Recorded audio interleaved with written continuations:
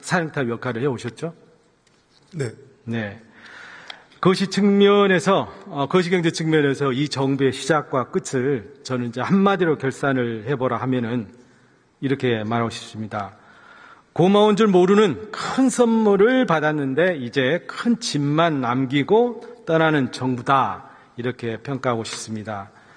주요 거시경제 지표들 다 지금 나아진 게 없습니다. 딱 두 가지만 제가 좀 말씀드리겠습니다. 종합성적표라 할 수 있는 경제성장률, 민주당이 오로지 책임지는 21년도 4.6% 고성장했습니다. 그런데 지난 2년간 평균 1.7%, 3분의 1 수준으로 쪼그라들었네요. 이 숫자는 우리가 실력으로 이뤄낼 수 있는 잠재성장률 2%에도 크게 못 미칩니다. 다음으로 나라 국간 사정입니다. 21년도에 61.3조 원의 초과 세수를 넘겨주었습니다. 그런데 지난 2년간 누적 87조가 넘는 역대급 세수 결손이 발생했습니다. 그리고 더 문제는 세수 기반이 완전히 붕괴되었습니다. 부총리님, 네. 작년도 조세 부담률이 얼마로 좀 추정이 됩니까? 작년도가 네. 지금 18% 정도? 네, 맞습니다. 17.7%입니다. 지난 정부에서 어렵게 끌어올렸던 우리의 조세 부담률을 7년 전 수준으로 퇴행시킨 겁니다. 보겠습니다. 좀 자세히. 경기 부진 속에 이제 우리 모든 경제 주체의 활력 지수가 지금 땅바닥에 있습니다. 가계 소비 증가율 지난 2년 연속 1%에 머물고 있는데요. 이거는 금융 위기 때나 나타날 수 있는 수치입니다. 그리고 우리 미래 성장을 가늠할 수 있는 기업 투자, 이거 심하게 꼬그라지고 있습니다. 23년도에 1.2%고요.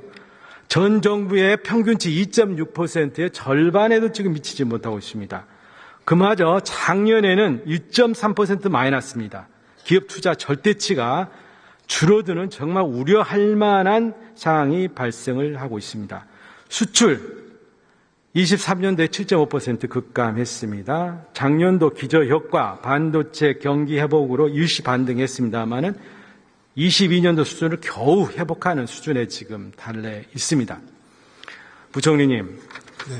이 거시경제 지표가 이렇게 나빠지면서 지금 국민들이 일상에서 체감하는 경제 지표는 그야말로 한파 수준입니다. 먼저 일자리 한번 같이 보시죠. 일하고 싶어도 일자리가 없습니다. 국민들이 원하는 안정적인 일자리, 상용 근로자라고 그럽니다. 2년 만에 5분의 1 수준으로 떨어졌습니다. 우리 중산층에게 일터를 제공하는 제조업, 건설업 분야 근로자는 2년 동안 10만 6천 개가 사라져 버렸습니다. 임금 보시죠. 명목임금이 올랐어요. 그런데 물가를 따라가지 못합니다. 그래서 작년도 실제 임금은 3년 전에 비해서 0.7%가 떨어진 거죠. 힘들게 취업에 성공해도 생활 수준은 오히려 지금 떨어지고 있는 겁니다. 더 큰 문제는 우리 경제 침체 직격탄을 우리 자영업자들이 맡고 계시는 겁니다. 파탄 수준입니다. 내수 침체가 고착화되면서 23년도에 100만 명이 폐업을 했고 금년 들어 2개월 동안 20만 명이 줄폐업을 했습니다. 그러다 보니까 그 취업자 비중이 작년에 최초로 20% 이하로 떨어졌습니다. 부총리님 맞죠? 네, 근데 제가 좀 말씀드려도 될까요? 네네, 말씀하십시오. 네. 지금 아까 말씀드린 것처럼 윤석열 정부가 지금 이제 마무리되는 과정에서 아직 내수나 그다음에 경제의 어려움이 지체되고 있기 때문에 경제를 담당하는 국무위원으로서 무한한 책임감을 느낍니다. 네. 다만 의원님께서 지금 말씀을 하신 거니까 저도 정확히 말씀을 좀 드려야 될 사항이 있을 것 같습니다. 네. 윤석열 정부 3년 동안에 저는 성과를 세 가지로 봅니다.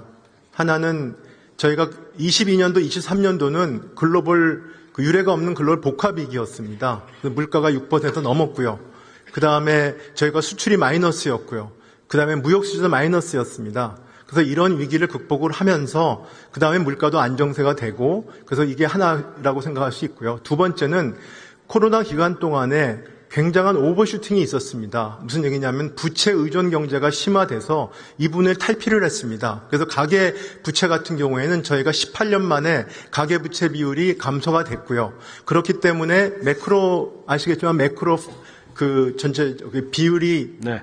해서 전체적으로 가계 그다음에 기업 그다음에 정부 부채 비율 자체가 저희가 2000년도 이후로 처음으로 감소를 했습니다. 예. 이 얘기 뭐냐면 그만큼 체질이 개선이 됐다는 것입니다. 그건 네네. 인기가 없는 정책이었지만 저희는 체질 개선에서 노력을 했습니다. 세 번째는 제가 재정의 지속 가능성을 유지하면서도 그다음에 약자 복지를 했고 그다음에 인구 위기에 대응을 해서 저희가 소득 분배 지표는 좋아졌습니다. 그리고 출생률 자체도 예. 제가 9년 만에 처음으로 반등을 했습니다. 그렇지만 말씀하신 대로 일단 고물가, 그다음 고금리에 따른 이런 오버슈팅이 오래 갔다. 그래서 그 부분들은 제가 내수와 그다음에 이 경기에 있어서 내수의 회복이 지연되는 것은 안타깝게 생각하고 있고요. 그다음에 그러다가 최근에 관세 폭탄을 맞게 됐기 때문에 이 부분의 심리가 더 위축된 측면이 있습니다. 그래서 그 부분들은 예. 제가 남은 기간 동안에 최선을 다해서 민생 안정과 예. 그 부분 노력을 하겠습니다. 그리고 아까 의원님께서 네. 주어주신 표 중에서도 21년 거랑 비교를 하시면 안 되는 게 20년이 마이너스였습니다. 경제 성장률이요. 그러니까 21년도는 그래서 4.6%가 나올 수밖에 없었고 그래서 그런 부분들은 좀 객관적으로 해주셨으면 좋겠다는 생각이 들고 그렇지만 그런 부분들에 대해서 저희가 비판은 겸허하게 수용을 하겠습니다. 예, 지금 여러 가지로 말씀을 해 주셨는데, 그 관련된 제가 지표에 대해서는 제가 질의하는 과정에서 또 말씀드릴게요. 예. 자, 그리고 아까 전에 이어서 제가 이야기할게요. 그리고 우리 자영업자들 굉장히 어려운 거 아시죠? 네, 그렇습니다. 예, 그래서 지금 소득이 지금 말이 아니죠. 4분의 3이 지금 최저생계 미만이라는 걸 잘 알고 계시죠? 최저임금 소득 미만. 예, 큰 문제입니다. 아까 우리 부채가 줄었다 하는데요. 지금 자영업자 대출은 절대적인 부채를 좀 늘고 있죠. 절대치는. 예, 그래서 1000조가 좀 넘어가고 있다. 더 심각한 것은 연체율이죠. 지금 장사가 안 되기 때문에 빚을 상환할 수가 없어요. 그래서 연체율이 지금 3배 좀 올랐습니다. 0.51에서 1.67로. 그리고 창업 뛰어드시는 분들도 많이 줄었죠. 2년 만에 23만 개가 줄어들었다는 통계가 있습니다. 이거는 잘 확인을 좀 해보십시오. 자, 부총리님. 부총리 아까 집에 열심히 노력하셨다고 합니다만은 어찌됐든 간에 우리 경제가 있지 않습니까? 이 3년 만에 크게 침체 늪에 빠지지 않습니까?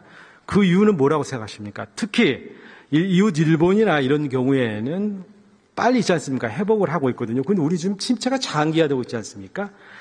이게 문제가 뭐라고 생각하십니까?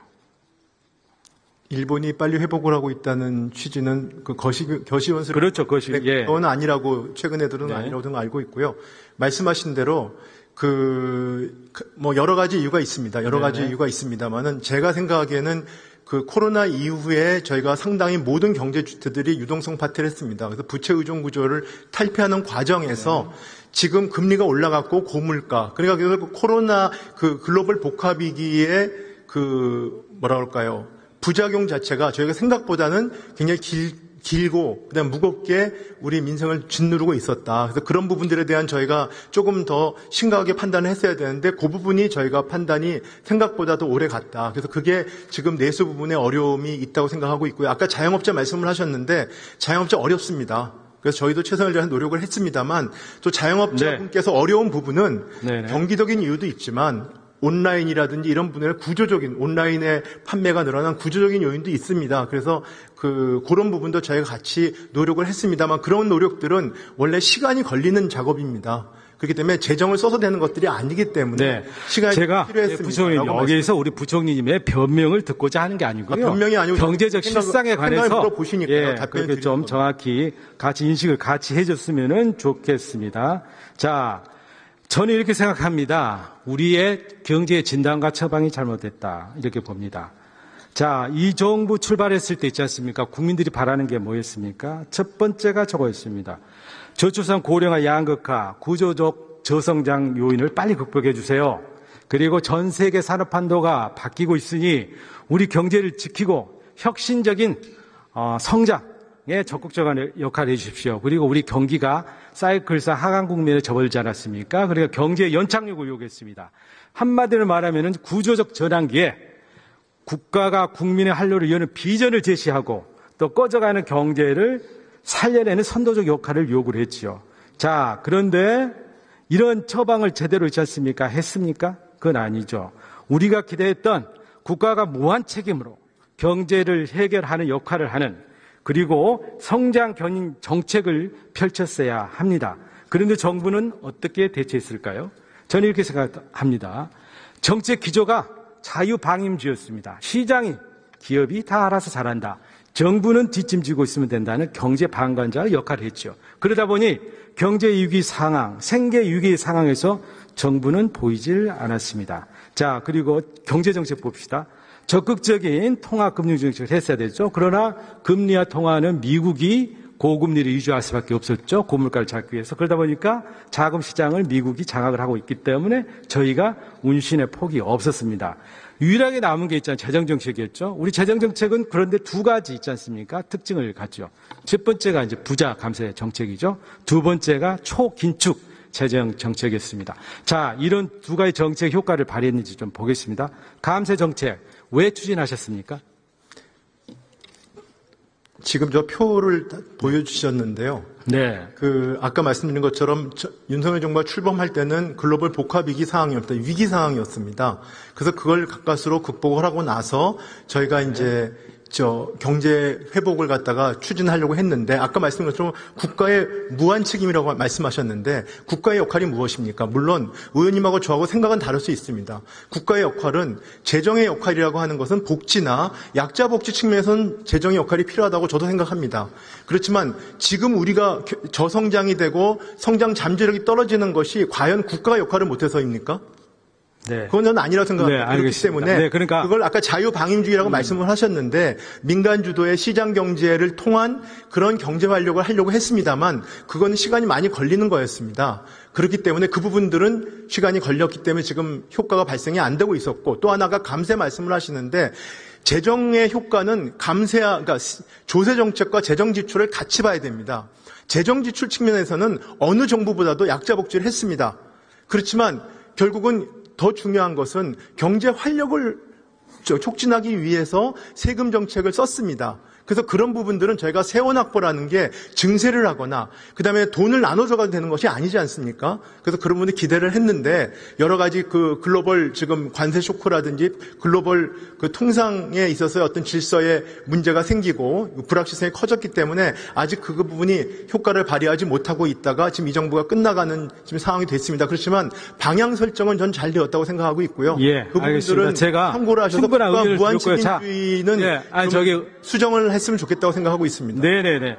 저기 있잖아요. 자, 말씀드리겠습니다. 법인세 1%를